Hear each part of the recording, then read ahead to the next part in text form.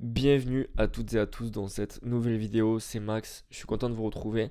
Aujourd'hui on va parler, vous l'avez vu dans le titre, de mon process, de comment je compte m'y prendre pour atteindre le 200K financé avant la fin de l'année. Peut-être que ce sera plus, mais mon but c'est que ce soit minimum 200K. Et je vais vous expliquer comment je vais m'y prendre. En gros là, du coup ça veut dire que j'ai août, septembre, octobre, novembre. Août, septembre, octobre, novembre, décembre, j'ai 5 mois pour atteindre 200K de financement. Ça devrait le faire. Et je vais vous expliquer comment je vais m'y prendre, les étapes. Et en gros, je vais parler de moi, mais vous pourrez aussi vous en servir pour vous parce que c'est quelque chose vraiment qui peut marcher pour tout le monde. Ok. Donc, je vais vous expliquer étape par étape comment vous devez vous y prendre pour rentrer dans une étape de scaling pour atteindre un financement. Parce qu'évidemment, c'est pas juste prendre un 200K et valider avec de la chance. Non, il faut vraiment avoir je veux vraiment que ce soit quelque chose de stable. Évidemment, quand vous faites du trading, c'est pour quelque chose de long terme, quelque chose de périn, quelque chose de stable. On ne veut pas juste prendre un 200K en une phase et le all-in sur un trade. Non, c'est pas du tout comme ça. Quand je parle de 200K de financement, c'est sur plusieurs challenges ou plusieurs profirmes, etc. Ok. Après, sur 200K, je ne vais pas rentrer dans un truc de scaling différentes profirmes parce que 200K, même sur uniquement Funding Pips ou FTMO, ça suffit. Ok, on n'est pas limité par la max alloc. Donc, je vais vous expliquer concrètement comment je vais m'y prendre. C'est parti. Donc, mon processus, il est simple. Il commence en 3 étapes. C'est les 3 premières étapes obligatoires. Honnêtement, c'est obligatoire. Il faut avoir une stratégie qui fonctionne, logique. Il faut avoir bien choisir la profirme, logique également. On va y revenir après. Et avoir un risk management adapté. Pour moi, c'est les 3 étapes, les 3 points clés euh, que tout le monde devrait mettre en place et que tout le monde devrait avoir pour pouvoir valider des challenges et entrer dans une phase de scaling de compte, tout simplement.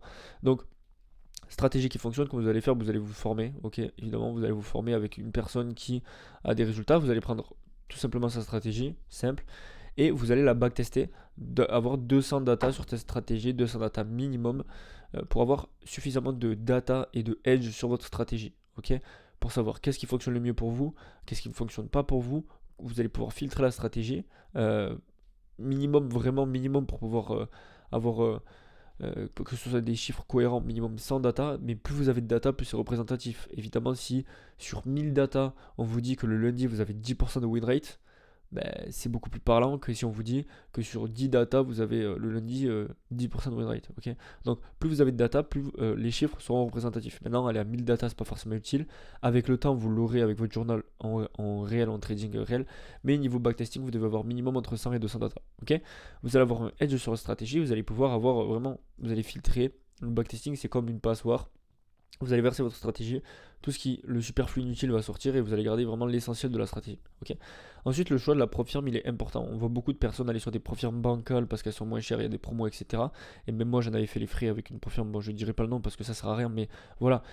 Encore une fois, le choix de la profirme, c'est important parce que mentalement, si vous savez que la profirme elle est bancale, que vous savez même pas s'ils vont vous valider le compte, alors vous allez respecter toutes les règles, etc. Ça va être compliqué d'être focus vraiment sur votre trading. Vous allez avoir ça dans le coin de la tête, vous n'allez pas pouvoir être focus. Donc, allez sur une profirme, même si c'est plus cher. On va voir avec le plan que je moi mets en place. Je ne vais pas débourser des milliers d'euros dans les comptes. Le but c'est que ça s'autofinance et c'est le but d'un plan de scaling en partant entre guillemets de zéro. Ok. Le choix de la profirme est important. Allez sur les profirmes fiables, FTMO, Funding Pips. Je suis pas du tout payé par ces profirmes, mais vraiment c'est les profirmes qui sont les plus fiables. Vous pouvez aller sur Profirm Match, ok. Profirm Match, hop, ici et ça vous met les comparaisons de toutes les profirmes. C'est un site qui référence et qui compare toutes les profirmes, donc vous pouvez aller voir dessus. Ok, je vous mets le lien, mon lien affilié en description. Bon, je m'en fiche, je vous mets le lien et vous pouvez aller voir directement. Vous avez les max alloc, vous avez tout, vous voyez depuis quand la profirme elle est là. Au moins ça vous permet de choisir la profirme, c'est important. Ok, donc une fois que vous allez choisir la profirme, vous allez prendre les profirmes fiables pour éviter les pertes de temps. Comme je vous ai dit, on ne veut pas passer plusieurs semaines, mois sur un compte pour au final qu'ils nous le disent, qu'ils ne le valident pas alors qu'on a respecté toutes les règles. Pour FTMO, Funding Pips, vous avez 400K de max alloc sur FTMO et je crois 300K sur Funding Pips. Donc, ouais, 300K. Donc, ça fait, même si vous avez rien que les deux, ça vous fait 700K de max alloc. Franchement, 700K de max alloc, je prends. Et après, évidemment, ça, c'est les 2 premières, je pense, à max alloc. Et une fois que vous avez la max alloc sur ces deux, on peut aller dans d'autres firmes, EA8, Alpha, mais vaut mieux aller sur FTMO et Funding Pips, au moins vous êtes sûr, ok. Et ensuite, avoir un risk management adapté. C'est important le risk management, évidemment, en profirme. Je vois beaucoup trop de personnes, et même moi je suis passé par là, par peur, entre guillemets, de prendre trop peu de risques. Dites-vous qu'un challenge Profirm, faut pas y passer plus de 3 4 mois sur un challenge Profirm. Ok? Évidemment, après, si on rentre dans une drawdown, et je vais vous l'expliquer après, évidemment, si on rentre dans une big drawdown, ben, on va réduire le risque à chaque fois, je vais vous l'expliquer. Donc, on peut passer du temps sur un challenge, mais on veut pas passer 300 ans quand on est en positif. Vous voyez, plus 1%, plus 1,5, plus 2, plus, on veut pas, voilà. Moi, je vais adapter un management entre 1 et 2% de risque en général. Ça va dépendre du compte, ça va dépendre du drawdown max, etc. Mais sur du 10-12% de drawdown max, on peut prendre 2% de risque avec un drawdown dégressif. J'ai pas expliqué les étapes, mais ce que je vais le faire. Donc, entre moins de 2% et en positif, quoi. En gros, on va mettre supérieur à moins de 2% de drawdown. Je prends 2% de risque. Supérieur à moins de 2%, c'est le compte, ok? Entre moins 6 et moins de 2%, je prends 1% de risque. Et entre le cramage, on va mettre inférieur à moins 6, je prends 0,5% de risque. Ce qui fait que j'ai calculé, il faut faire entre 12 et 14 SL d'affilée pour cramer le compte, ce qui est impossible. Et après, par exemple, quand on est à moins 4%, ben on est à moins 1% on a 1% de risque. Et dès qu'on remonte à moins 2 dans cette phase-là, on repasse à 2%. Ce qui fait que c'est quasiment impossible de cramer un compte.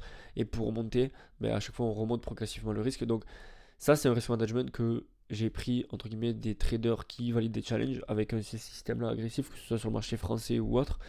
Mais c'est vraiment quelque chose, évidemment, il faut être OK avec ça. Moi, je suis OK mentalement à me dire, ben, un compte, je suis prêt à le cramer parce que ben, je suis pas en galère, etc., etc. Évidemment, si vous avez au total 100 euros sur votre compte bancaire, vous aurez sûrement quelque chose de différent. Mais moi, je peux me permettre, entre guillemets, de prendre ce risque-là. OK? Parce que le management, c'est super important. Et moi, je préfère être, entre guillemets, agressif que entre guillemets avec 2-3 TP, je puisse 2-3 TP entre guillemets d'affilée, je puisse valider un compte, ok. Donc voilà pour ces 3 étapes qui sont super importantes, ok. Avoir une stratégie qui fonctionne, vous la prenez à quelqu'un, vous vous formez avec une personne, vous la backtestez pour avoir du edge sur votre stratégie et de la data. Sur la préfirme important, vous allez sur FTMO, Funding Pips les premières. Et si le jour où vous serez à plus de 700K, ben on en reparlera. Mais voilà, après il y aura un plan de scaling sur différentes préfirmes. Là je parle d'un plan de scaling pour atteindre 200K. Mon plan de scaling va être à l'intérieur de la même profile. Okay, même si j'ai des comptes un peu sur différentes propres, on n'est pas capé par ça, donc on peut aller sur Funding Pips FTMO. Et après avoir un management, un risque adapté, 1-2% de risque, drawdown dégressif, ça c'est personnel, mais c'est comme ça que je vais fonctionner. Ok. Ensuite, je vais entrer dans un plan de scaling. Ok. Je vais pas direct aller comme je vous ai dit sur un 200K en une phase et all-in faire n'importe comment. Non, je vais faire vraiment étape par étape et mon but c'est pas non plus comme je vous ai dit, je suis pas en galère, je peux me permettre de perdre des comptes, mais mon but c'est vraiment d'avoir un système d'autofinancement. Je m'explique, je vais pas aller direct sur un 100 ou 200K, même si je pourrais me les payer évidemment. Mon but aussi à travers ça, c'est que tout le monde entre guillemets puisse faire pareil. Donc je veux que tout le monde puisse suivre entre guillemets les mêmes étapes que moi. Donc commencer avec des comptes à 5, 10, 20, 25K max, grand max. Il y en a beaucoup qui vont sur des 100K direct. Psychologiquement, on n'est pas prêt à avoir des plus 3, 4 000 en l'attend. C'est même si c'est du démo, personne n'est prêt. Et le jour où ce sera financé, si c'est le premier compte, quand on va avoir 3K en latent, en positif, vaut mieux commencer avec des petits comptes. Donc 5, 10, 25K, 25K, c'est le max. Pour entrer dans une phase, voilà. La première phase, c'est la phase un peu de compréhension, la phase voilà, de se mettre dans le bain, quoi, tout simplement. Ensuite, ces challenges, on va les valider avec le temps, avec le plan que je vous ai donné au-dessus. On va valider les challenges. On va pouvoir payout sur ces comptes-là. Et grâce au payout, on va pouvoir financer des 100K. Et c'est comme ça, c'est ce plan-là de scaling que tout le monde, entre guillemets, devrait avoir pour éviter de commencer direct sur des 100, 200K et débourser des milliers d'euros d'argent de la poche alors qu'on n'a fait aucun payout sur des préfirmes. Il y en a beaucoup qui payent des 100, 200K, qui les perdent, qui repayent, etc. alors qu'ils n'ont même pas validé un compte à 5K. Ok.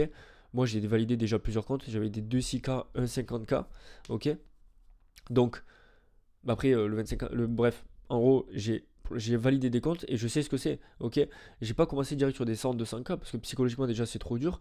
Et ensuite, bah, si tu crames un 100K, ça fait 500 balles, ça fait chier. Bon, tu te dis, tu reprends un 100K, t'as déjà perdu 1000 balles alors que tu sais même pas si t'es capable de valider des challenges profirmes. Donc commence tranquillement, 5, 10, 25K. Un 5000, ça coûte, je crois, 40 ou 50 euros. Ok, donc au lieu d'aller au McDo 2 fois dans le mois, bah, tu te payes un 5K. 10K, pareil, sur des comptes, c'est 70 ou 80 euros. Et les 25K, c'est 100, 120 euros. Donc tu vois, vraiment, tu commences tranquille. Et avec ces payouts, au moins tu sais que ça fonctionne, tu sais que psychologiquement t'es bien. Avec ces payouts, tu finances. Et le but, c'est que ce soit comme quelque chose qui se déverse, comme, je sais pas, un circuit d'eau. ok, tu finances des 100K, boum, tu commences, et après tu commences avec des 100, 200K, boum, tu vas y challenge payout, tu finances, etc., etc. C'est comme ça que ça devrait fonctionner, et même les personnes qui sont fondées, elles font comme ça. Elles se servent de leur payout pour refinancer d'autres comptes, pour scaler au maximum, au maximum, au maximum. Et ça, ce plan de scaling, c'est vraiment un plan que tu peux te garder. C'est logique, mais il y en a beaucoup qui ne le comprennent pas. C'est un plan que tu peux te garder même quand tu es financé et que tu veux apprendre un plan de scaling pour aller sur d'autres props. Tu as ta phase de scaling, tu commences avec FTMO, tu vois tes challenges, tu as la max alloc, tu pay out, boum, tu finances chez Funding Pips. Funding Pips, max alloc 300, tu vois tes challenges, tu pay out, boum, tu finances chez E8, E8, boum, max, etc. etc. C'est vraiment cette étape, c'est ce process dans la tête qu'il faut avoir. Tu vois pas des personnes.